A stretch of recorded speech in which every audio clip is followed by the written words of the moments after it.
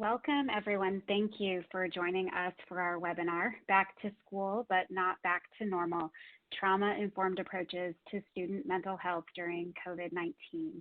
My name is Kate Eberly-Walker, and I'm the CEO of Presence Learning. Today's webinar is being brought to you by Presence Learning, and I want to take a minute to share a bit about us. We are the leading provider of online special education-related services for K-12 districts. We partner with school teams to help ensure that they are able to fulfill all of their service requirements across behavioral and mental health and other special education disciplines. Sometimes that involves our Presence Learning clinicians taking on a number of evaluations or therapy caseloads, and other times we provide training for school-based teams on how to approach their online practice. And we then provide them with use of our proprietary platform for online special education therapy and remote assessments.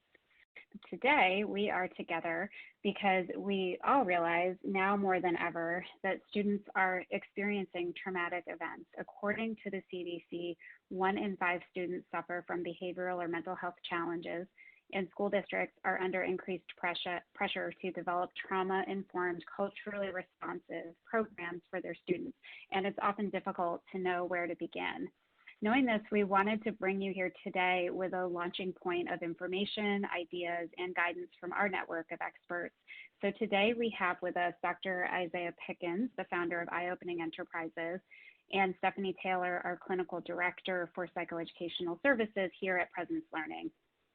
Dr. Isaiah Pickens is the founder and CEO of Eye-Opening Enterprises, a professional development and media company that specializes in building the capacity of individuals and organizations to unlock their potential using psychological science, implementation best practices, and inspirational media.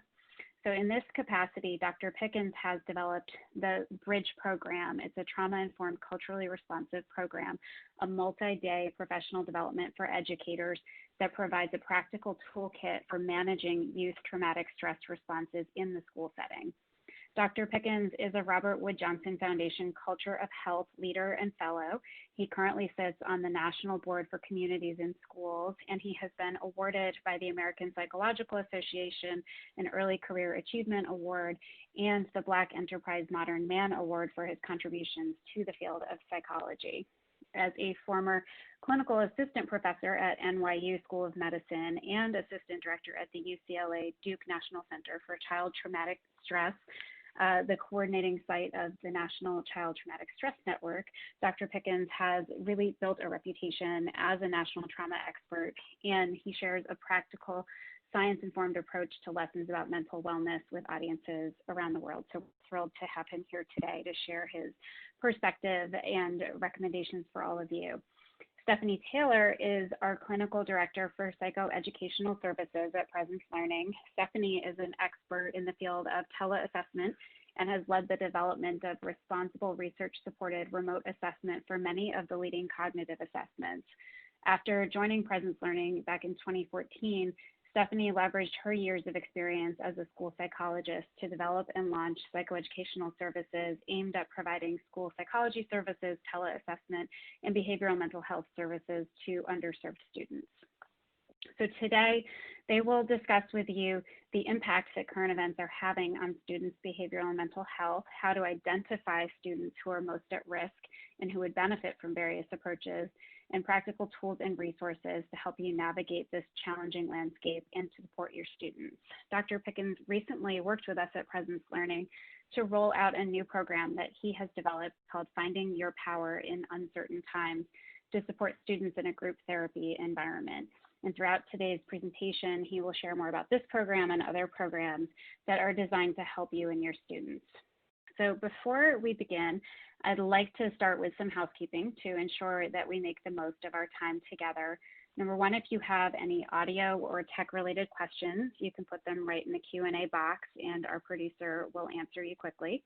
We will distribute a recording of today's webinar, as well as the slide presentation and a certificate of attendance. We'll distribute that to all participants. And if time allows, we'll be hosting a Q&A at the end of today's presentation. So please feel free to offer your questions in our Q&A, and we will get to as many as we can at the end of this session. Thank you all again for joining us today. We are very excited to be here to help you design an approach for continuing to support your students in the coming year. And now I will turn it over to Dr. Isaiah Pickens to get us started. Thanks so much, Kate. I am tremendously excited to be here with everyone today. And I actually want to jump right in and start with one of my favorite experiments.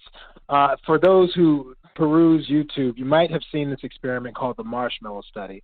And the marshmallow study is such a fascinating experiment because they put a 6 or 7-year-old in a room and they say, look, I'm going to put a marshmallow in front of you and I'll come back in a few minutes. And if you haven't eaten that marshmallow, then I'm going to give you a second marshmallow. So you can imagine the torture on a 6 or 7-year-old's face when they see a marshmallow in front of them, but they can't eat it so that they can get a second marshmallow. And so you'll see the kids, if you ever have a chance to watch these videos, sniffing the marshmallow, looking away from the marshmallow, doing whatever they can in their power not to eat that marshmallow in front of them. And then, of course, there's that one kid who's like, I don't care, and they just throw it in their mouth. I'm going to eat this one marshmallow I have. But what they find from this study and why it's so powerful is that kids who are able to wait for that second marshmallow are better able to show what we call frustration tolerance, which is an important social emotional skill that's related to a host of excellent outcomes for kids as they grow older, whether it be being able to finish school and graduate, whether it be their ability to be able to really think through and manage the challenges of relationships or holding down a job. All of these pieces are tremendously important. And when we talk about this development of these social emotional skills, part of what we're talking about is what's the context that supports the development of these skills. And so they did this experiment again. And this time they did the experiment and they had the experimenter come in and say, before we do the marshmallow experiment, I'm going to actually play a game with you or bring back a game that you can play.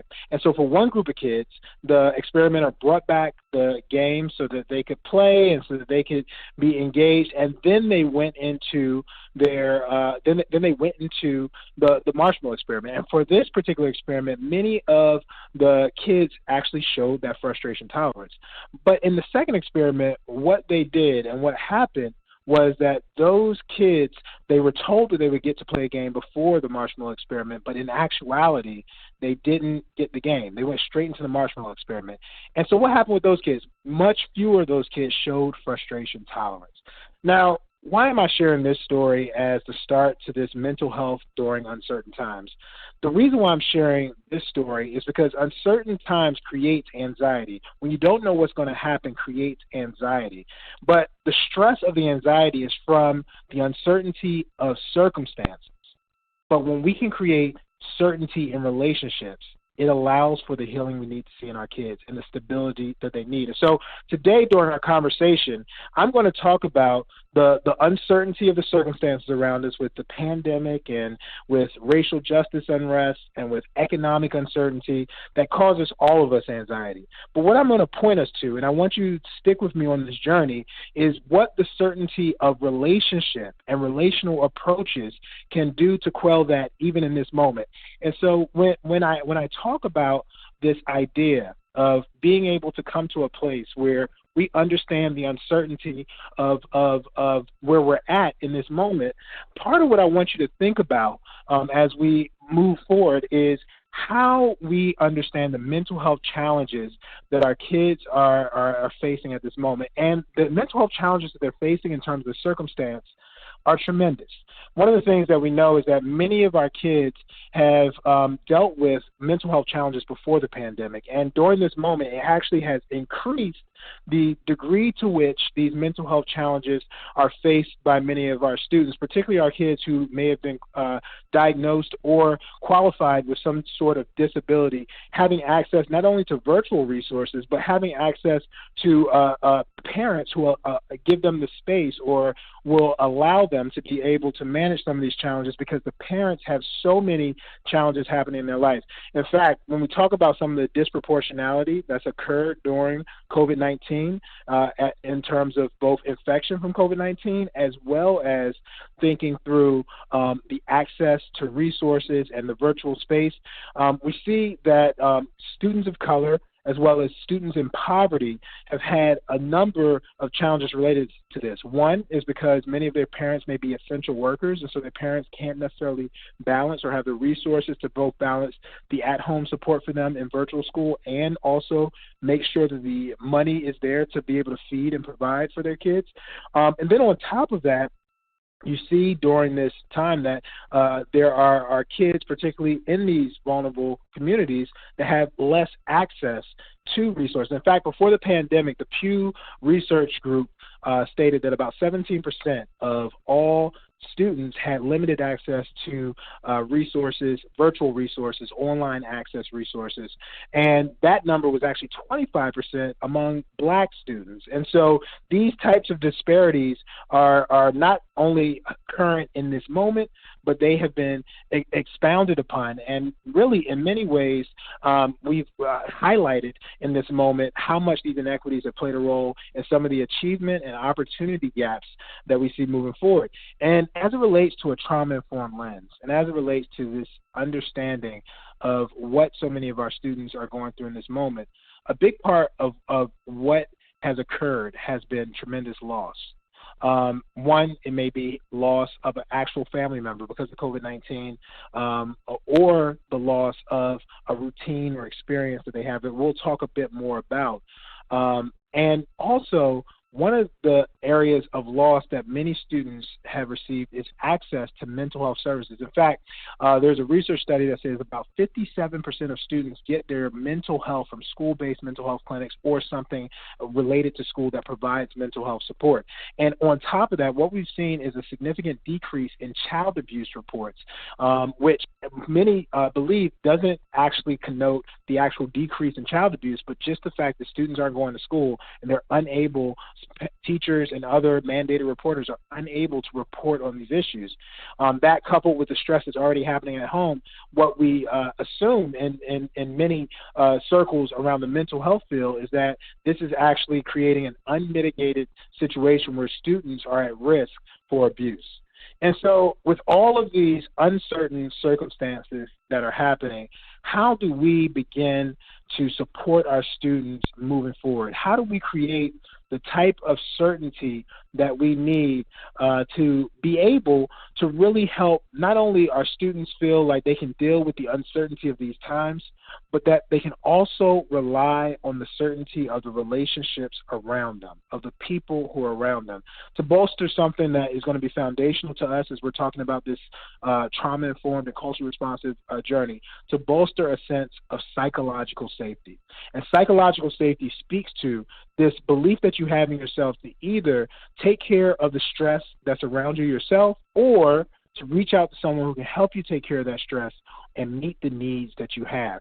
And so as we go on this journey, we're talking about much more than marshmallows, but I think the marshmallow experiment gave us a clear example of when the students trust us and we are able to build those relationships, even if a situation and circumstances are unpredictable, they can still feel safe and certain in the predictability of that relationship.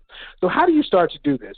Well, part of the journey that I want you to go on with me and that we are encouraging students and teachers and administrators to go on this year is how to find your power during uncertain times. And we truly believe that finding your power comes in three main arenas. And the first arena is finding your power with wellness.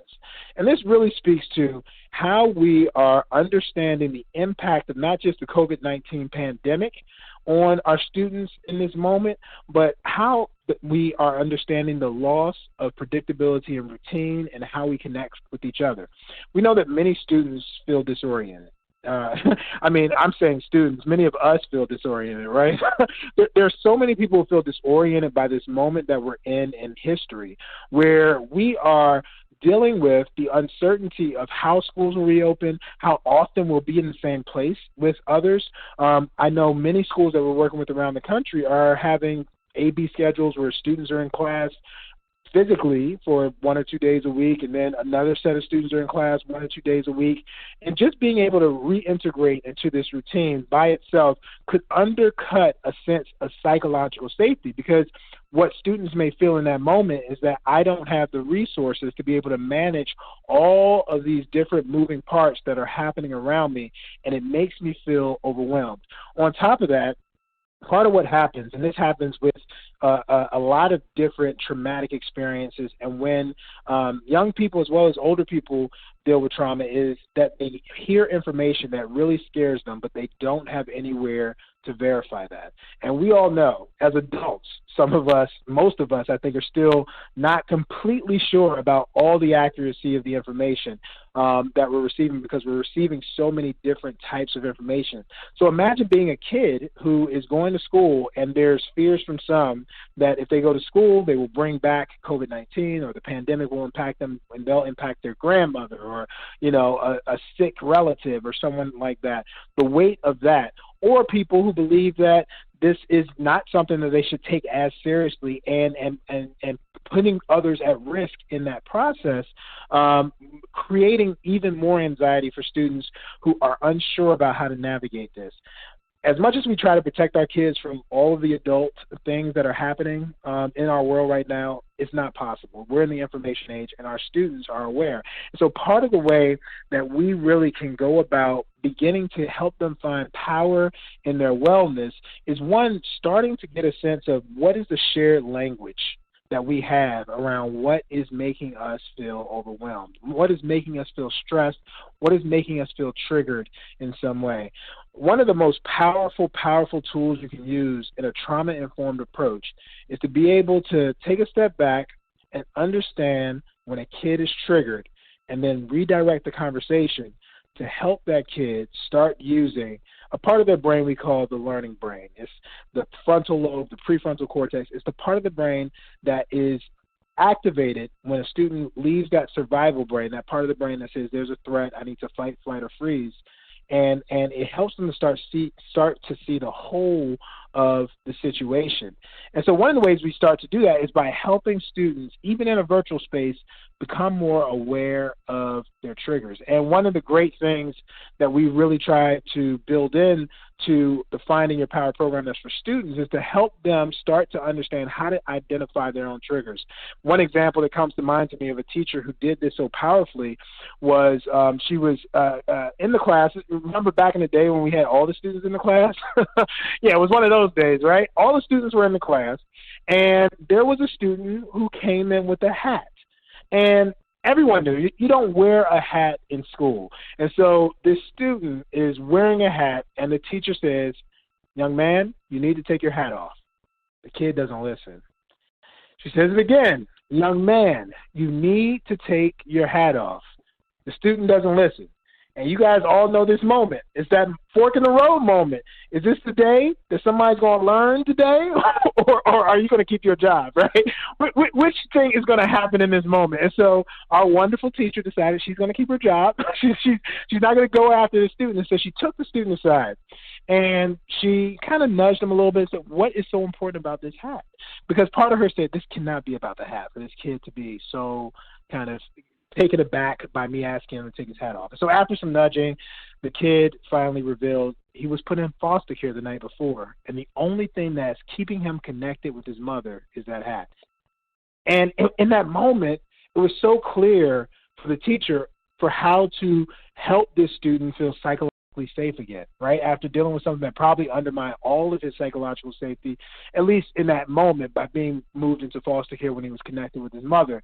In that moment, she could see, if I can help this kid not get triggered from this hat and actually support him protecting this hat, then not only do I not lose my authority in the classroom, but I'm actually supporting this kid, believing that they have the ability to manage the stress that's happening around them, or they can reach out to someone, which is me, to really support that ability to manage stress or get their needs met. That, in essence, is psychological safety. And beyond that is facilitated through relationship, not just rules, right? And so a big part of what we want our students to be able to understand. And what she did, just to finish the story, is they worked together to find a place he could put the hat where no one will touch it, but he doesn't have to have it on his head, and that he could get it at the end of the day, right? A very elegant solution to what could have been an escalating type of problem.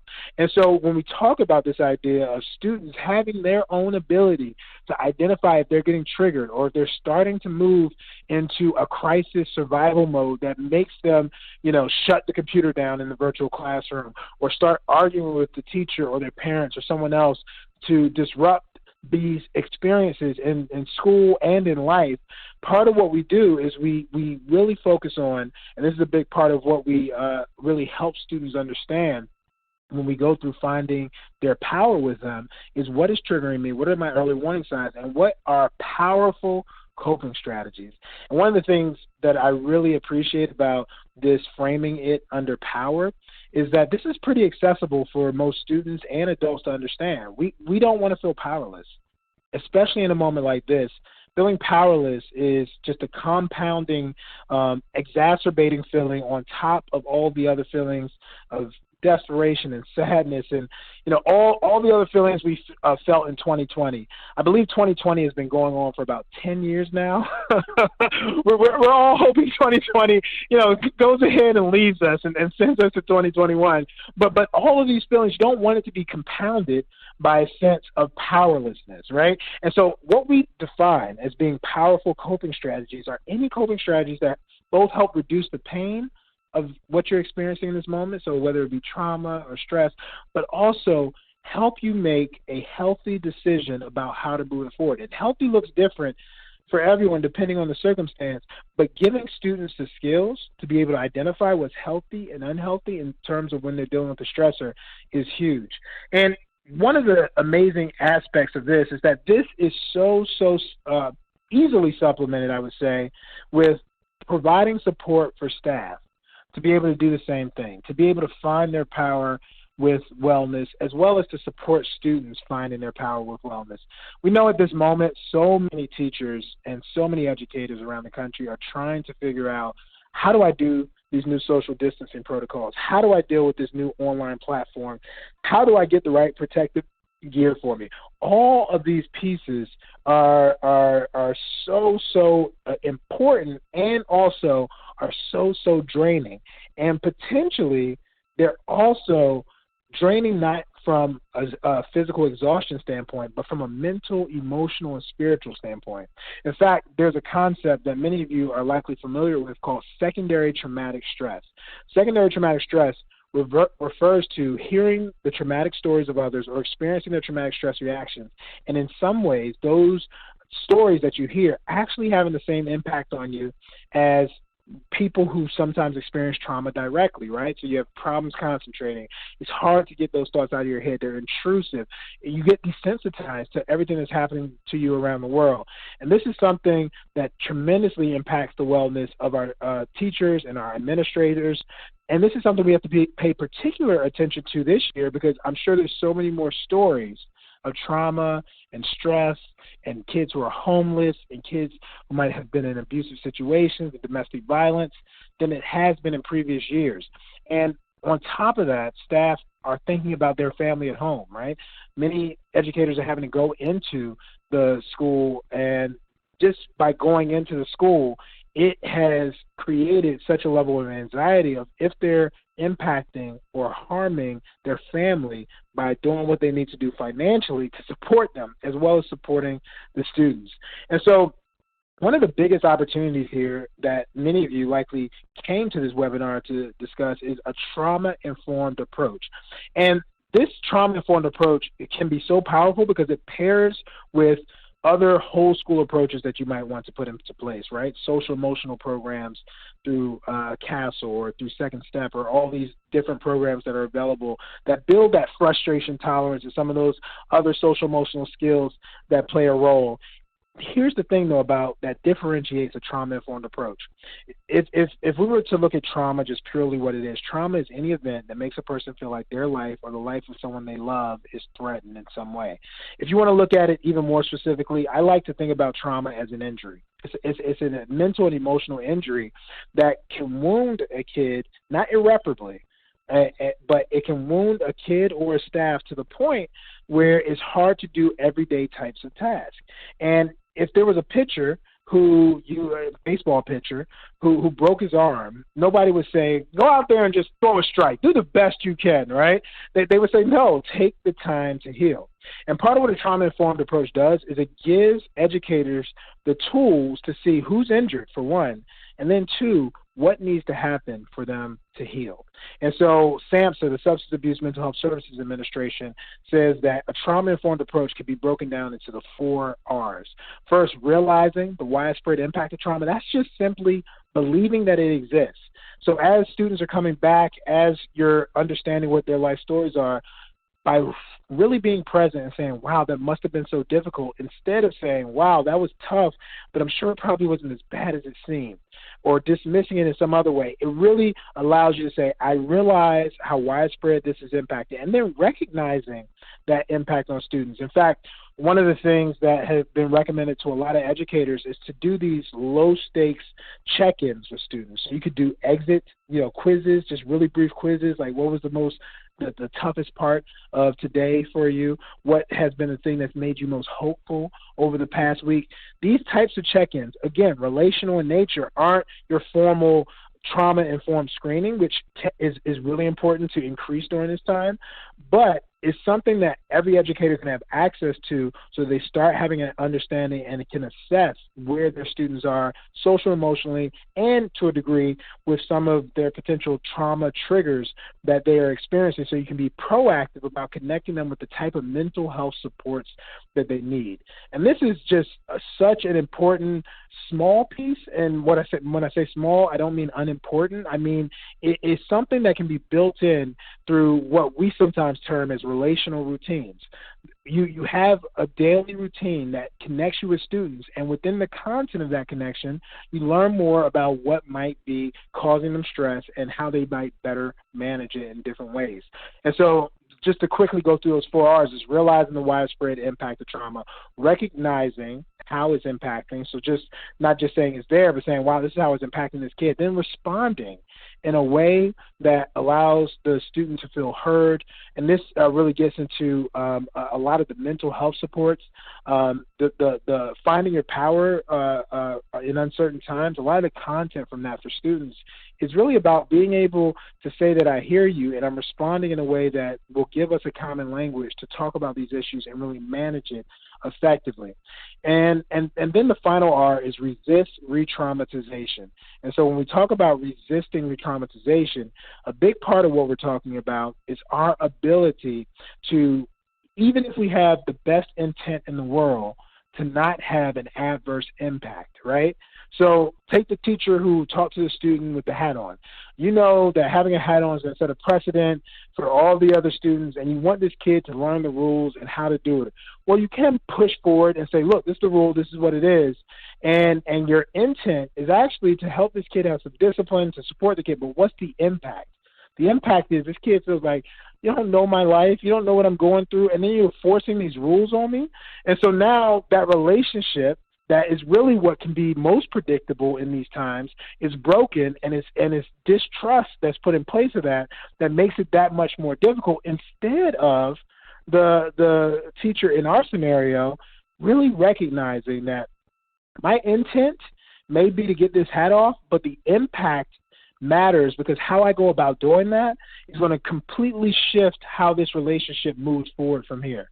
And so the resisting re-traumatization is about understanding not just your intent, but also thinking about what is your impact. And so as we continue to think about this, finding your power with wellness has been one important piece around this next phase that we're in, right? Back to school, but not back to normal. But the other piece that we cannot neglect is students and staff finding their power with justice. We cannot deny what's happening around the country. There have been protests going on nearly since the beginning of the stay-at-home orders. And these protests, regardless of which side a person stands on about them, they're in the psyche of our students. And I'll tell you, I had a conversation with students about a week ago to kind of help think through some of the issues that they're facing. And all these students, a very diverse group of students, very, very articulate high school students, each articulated some issue related to inclusivity. They said we need to have teachers, we need to have classmates who are more inclusive in the way that they go about dealing with the world, because and a number of them came from vulnerable populations, and some of them didn't. But they all agreed that they had a right to feel safe in school. They had a right to feel seen in school. They had a right to feel like they were heard in school. And there were things that were happening that at times did not allow them to feel that way. And so when students start becoming aware of this, which they do become aware of this very early, it's about, again, how do you start to find your power when it comes to justice? And so being able to think through what are the impacts of these life experiences on your ability to manage stress, as well as your ability to navigate the cyberspace that can be a landmine for so many students, right? And so if we advance this conversation beyond just what happens in the classroom and start talking about what happens on social media, not even necessarily purposely, right? What we see is spikes in anxiety and depression among Generation Z, which are those young people who were born after 1996. And so much of what we are starting to understand about the impact of social media on the health and well-being is what a lot of mental health professionals, I would assume, would expect, because with the hyper focus on self and in comparison to others, along with the potential prospect of increased bullying, we've seen numbers of suicide among all groups rise between the ages of 14 and 24, rise substantially over the past 5 to 10 years. With that, coinciding with the increase in use of social media. And again, I'm not saying social media is bad within itself, but we have to understand the amplifying impact, particularly now that students can't connect in person. They're still looking for connection. And if they only find that connection through these virtual platforms, through social media, then it puts them at risk for some of the mental health challenges that we've seen as students engage more in social media, and they have a very, very psychologically unsafe anchor or a psychologically unsafe reference point, because the reference point is everyone. And so a big part of what we really try to help students understand when we're talking about finding your power with justice is to create a more anchored reference point that's based on your values and not what others are saying. So how do you do that? Well, one of the ways you do that is by helping students better unpack which identities are impacting them and how it's impacting them. In fact, one of the exercises that we really, really feel is powerful for students is the Iceberg Exercise. And this is something that we do within Finding Your Power. Many of you may have done this exercise before. So you show a picture of an iceberg, and there's the part of the tip of the iceberg that's above the waterline, and then there's the part of the iceberg, the much larger part that's below the waterline. Well, what we do is we help students think about what are the things and parts of you that people see above that waterline. So it might be your race, it might be your gender, possibly. It might be other aspects that are just kind of easy to see and to say that's a part of your identity, right? But then there's all these other parts of you that are underneath that visible part. It might be your religion, it might be your sexual orientation, it might be your way that you navigate, even your ethnicity, right? You might look one way on the outside, but your ethnicity is different than that, or your nationality is different than that. All of these things that come right under the surface.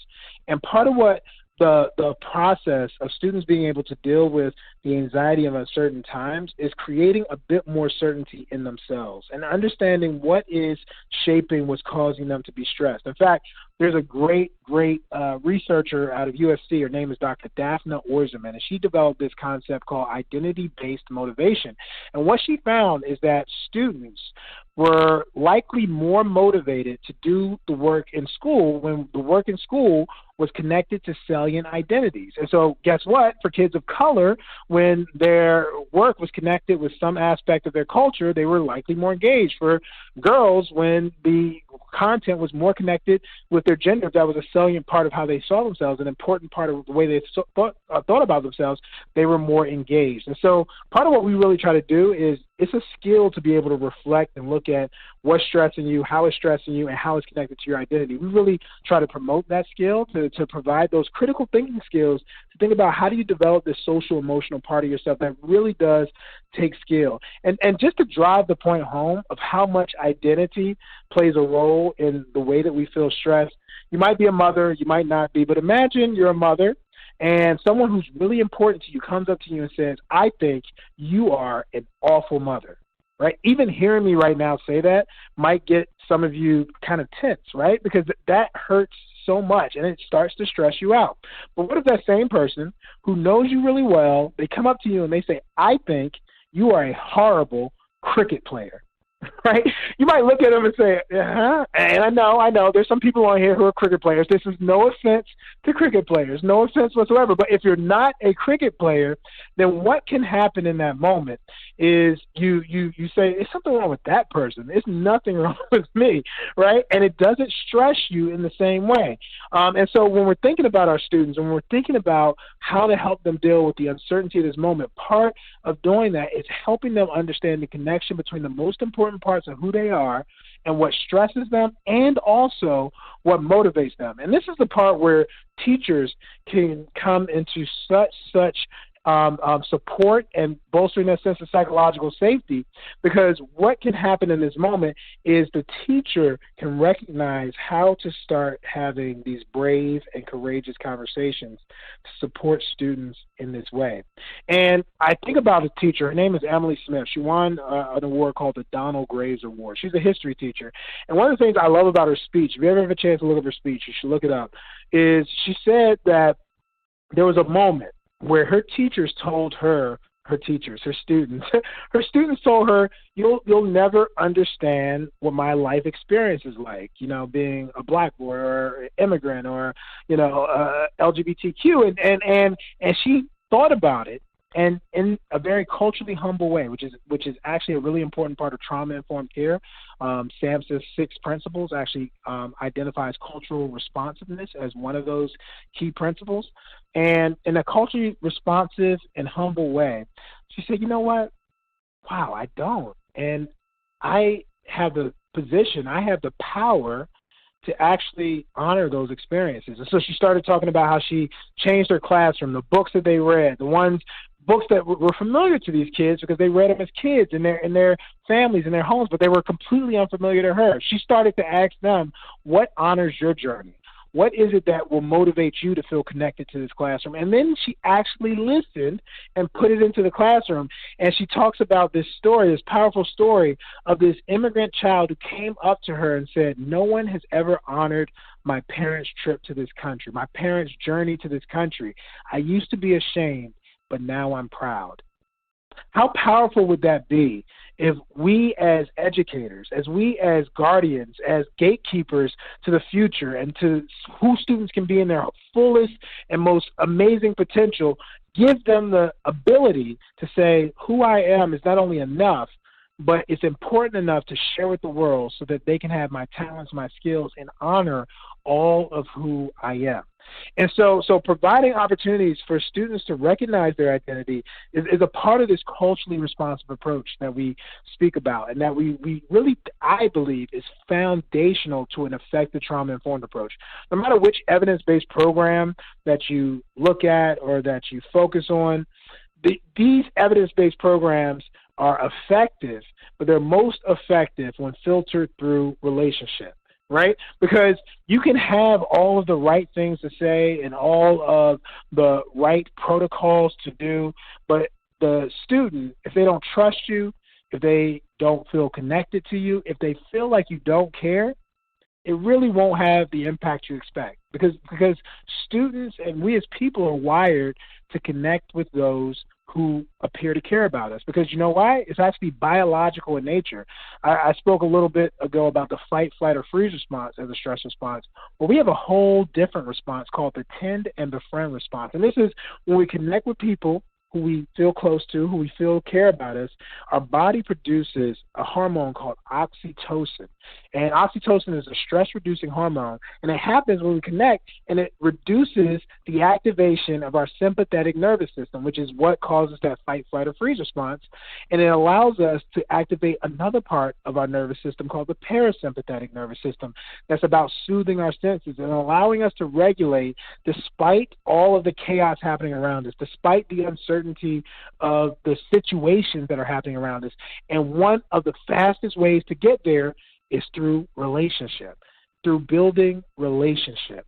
And so I want to move towards a close in this conversation today and in this journey we have by discussing how we can become whole through finding our power in uncertain times. So many schools have had the aim, and I believe the admirable aim and aspiration, but in many ways it stayed aspirational, to use a holistic approach with students, right? Wanting to see the whole student. And I think this is beautiful. In fact, a colleague of mine, Dr. Robert Jaggers, he's vice president of CASEL, and he developed a concept that focused on transformative social emotional learning. And what I think is beautiful about this is he says social emotional skills are not just about our ability to create frustration tolerance or our ability to show compassion to someone else or our ability to manage the stress that's happening around us. It's doing that while feeling connected to our most authentic self. It's doing that while connecting it with our values. It's doing that while acknowledging all of those salient identities. And so he integrates this idea of social emotional growth and development with also presenting yourself as your most authentic self. And the only way that we can get there is if we have a holistic approach. So what does a holistic approach look like? Well, one of the challenges to a holistic approach is that we got a lot of things going on, right? We have no shortage of how many things are happening right now. But being able to move towards a holistic approach means that we're able to adequately prioritize, will have the strongest and most effective impact on our students, but we're not thinking about our students in a silo.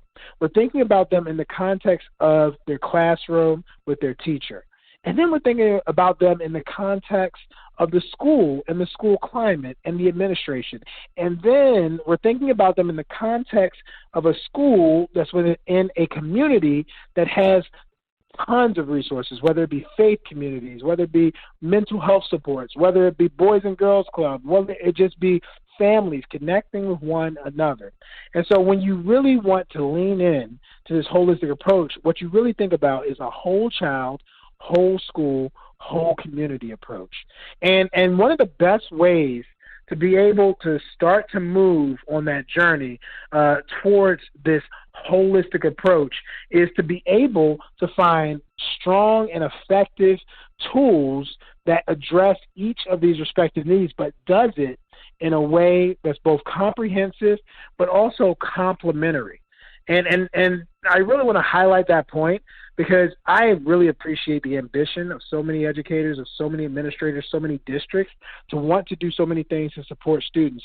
But sometimes what is most effective is finding a couple of resources that align with the culture of your school that will allow them to accelerate their ability to be trauma-informed, their ability to be able to help students understand themselves and respond to the uncertainty of circumstance by leaning on the certainty of relationship. And so for us to really be able to think about that, part of what we want to do is think about how do we get our students the types of psychoeducational and overall supports that we have. Now, we've mentioned earlier today that there is a curriculum that was recently developed by me and my team and in partnership with Presence Learning to really address many of these issues. And one of the things that we love about what we've been able to really build out of the Finding Your Power in Uncertain Times is a truly organic approach around helping students understand not only the stress that they're experiencing, but also the resilience they have. We talk about a concept called the resilience portfolio that was developed by Sherry Hamby and some of her colleagues that really talks about resilience isn't a static type of factor that you have or what embodies you. What resilience is a dynamic experience that involves both some of your inner assets, such as your self-efficacy, your belief in your ability to do something, your self-worth, and also external resources. How do you connect with the community? How do you connect with the school? How do you connect in meaningful ways to continue to bolster this resilience? And so part of what we really aim to do is to really take the science of what we know from trauma-informed practice, from resiliency and building students into their most effective self, their full and best self, despite challenging circumstances around them, then how to give them a communal environment to deal with it. One of the really important pieces of this moment in history, I believe, is our movement towards a concept of radical healing. And this is something that has been growing over time, but it's about healing the identity-based wounds we experience. So this can include discrimination. This can include feeling not heard in different circumstances. This can include the trauma that many students may have experienced from family members or others in their life, or even in the community.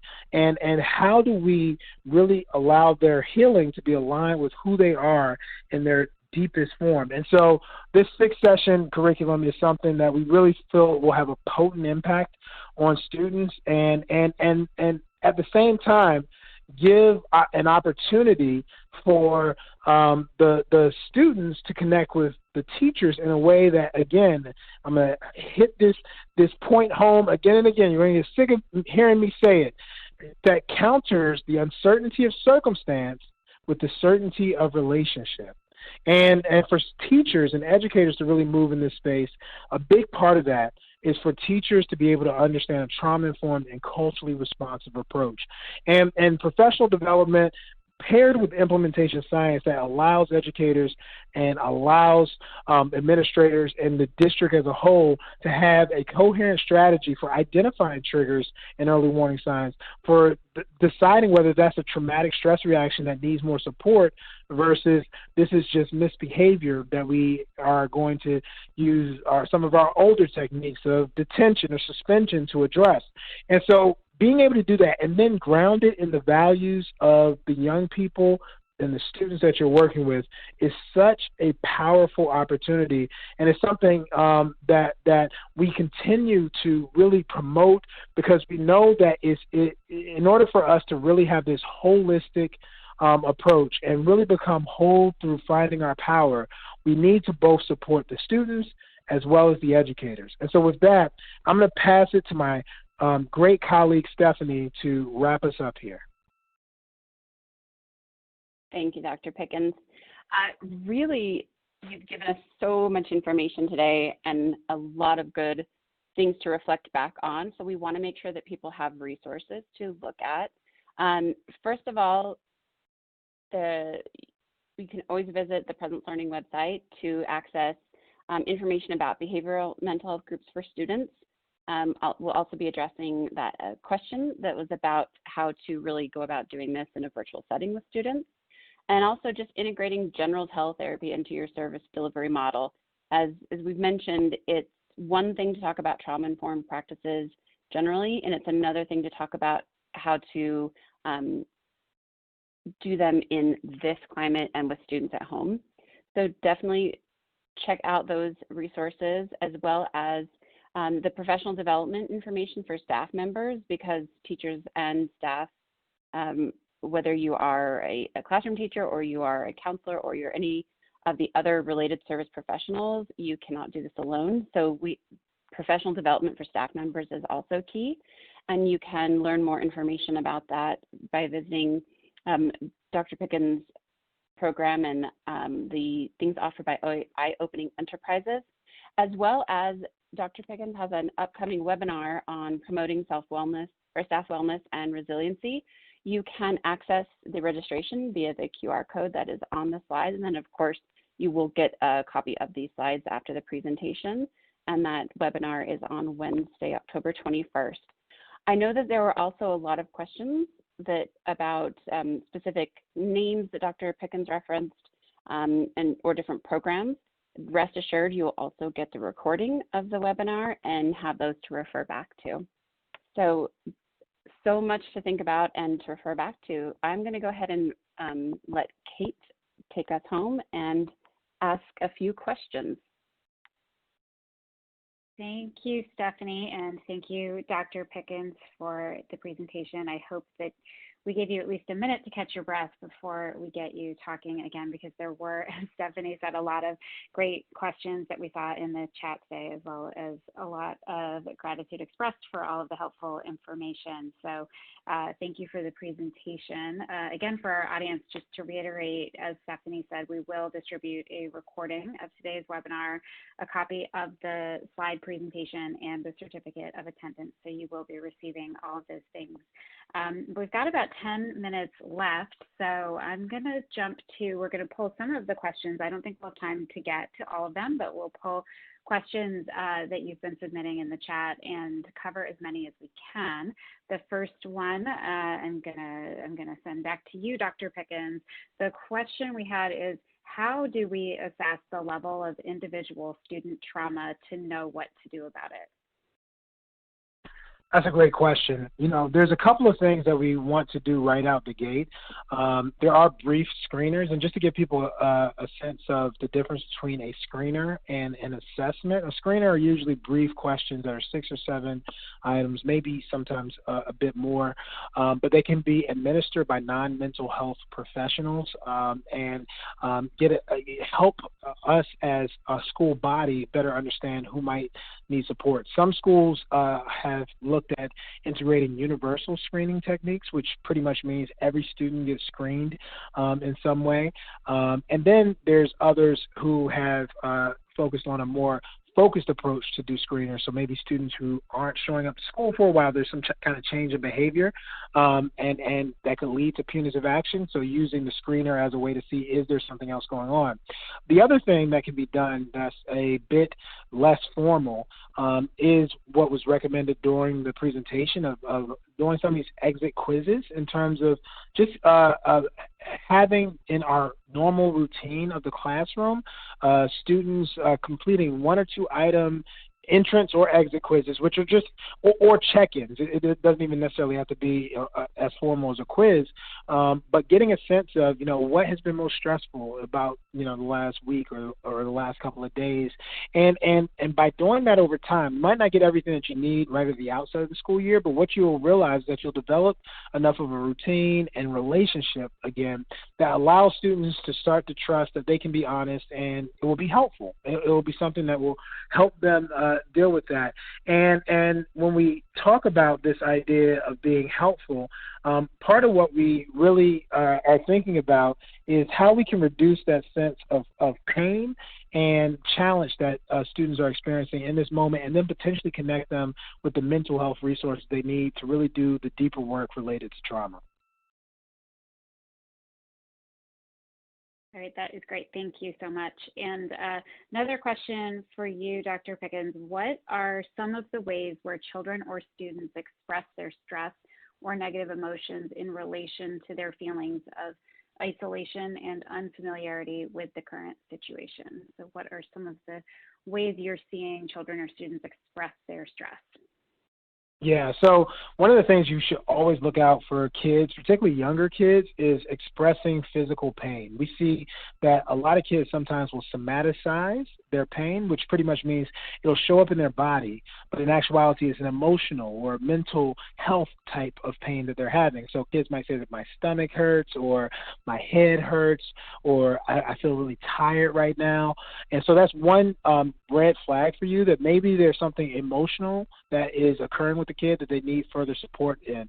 The other thing that we look at are there any significant shifts in behavior? So a kid was once very talkative is now pretty quiet. They may be on the virtual school or show up in person, but they seem very distant. They don't seem very present in different ways. Or you have a kid who was actually relatively mild-mannered, and now they flip the switch, and it seems like everything kind of sets them off, and they're very active, and they're hyper-aroused. And so that is another important sign to think about too. And here's the other thing as well. I think sometimes we get so caught up in looking for signs that we sometimes don't focus enough attention and simply, and I'm going to say it again, I know I'm beating a dead horse, but focusing on building a relationship that allows us to organically gain a lot of that information. And so simple questions that occur throughout the course of the day around, I know we're already asking like how the kids' families are doing and how has the transition been, like how was it when you were off for the past 6 months, but even building on that to ask questions that are culturally responsive that say, what are things your family does to find hope when things feel pretty hopeless and things aren't going your direction, right? Just by being able to integrate some of these more, I was going to say robust, but I think the better term is more interpersonal, relational-based questions into your classroom, you will find that you're able to get information that will allow you to see that kids may be struggling in some way. And on the flip side, I think it's important that this will actually create an opportunity to see some of your kids who actually may be excelling and can be supportive of other students in the classroom as they're actually managing a lot of the stress of these uncertain times effectively. Okay, great, thank you. Next question I'm going to throw over to you, Stephanie. So this is a question about engaging in an online environment with students. The question is, it is very frustrating to try to use trauma-informed approaches in Zoom or Google Meets because we have 3 to 6 students in the rooms, they're talking, they're not necessarily tuned in all the time, there's buffering, there's internet issues, sort of the specific disruptions or distractions that can come in that Zoom or Google Meet environment. So Stephanie, you've got obviously a lot of experience in delivering services online, so I thought you could provide your perspective on this one. Thank you. And there are really 3 parts to this question, so I'll take each one separately.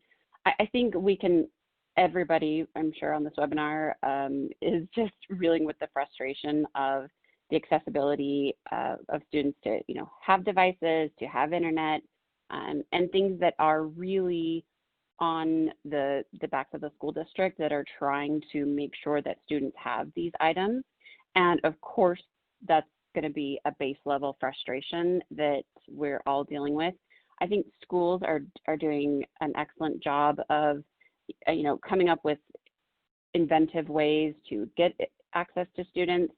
But for the sake of today, I'm actually going to try to address the other issue in this question, which is when you have a group of students and you're trying to work with them remotely, how do you go about, using these practices and strategies that you would like to use?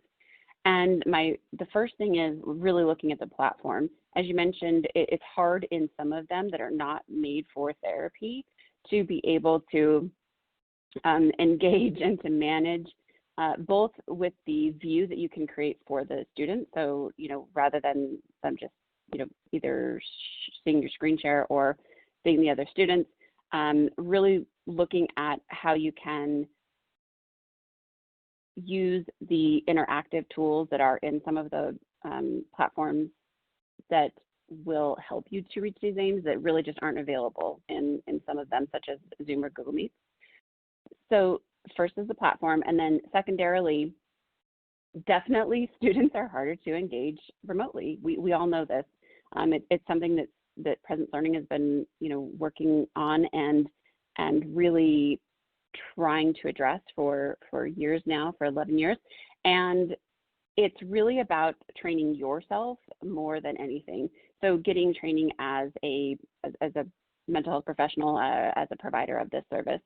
This is really hard to do. It's not as simple as saying, I'm great at this in person, I'm going to be great at it remotely.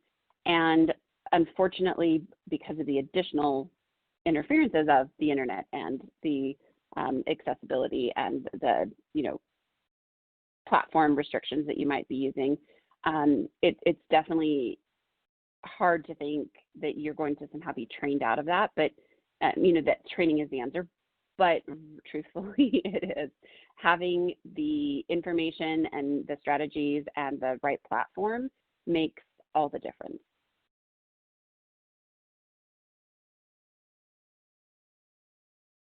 All right, great. Well, we are at time. There were a lot more great questions, and we'll certainly follow up with attendees after the session. Thank you. Thank you to everyone who joined us today for taking an interest in this important topic. I hope you were able to benefit from the information we shared, and thank you very much to both of our presenters, Dr. Pickens and Stephanie Taylor, for sharing your insights and leading us through this discussion. So we'll follow up again. We will share a copy of the slides, a recording of the presentation, and a certificate of attendance. So look forward to receiving those, and thank you all so much for joining us today.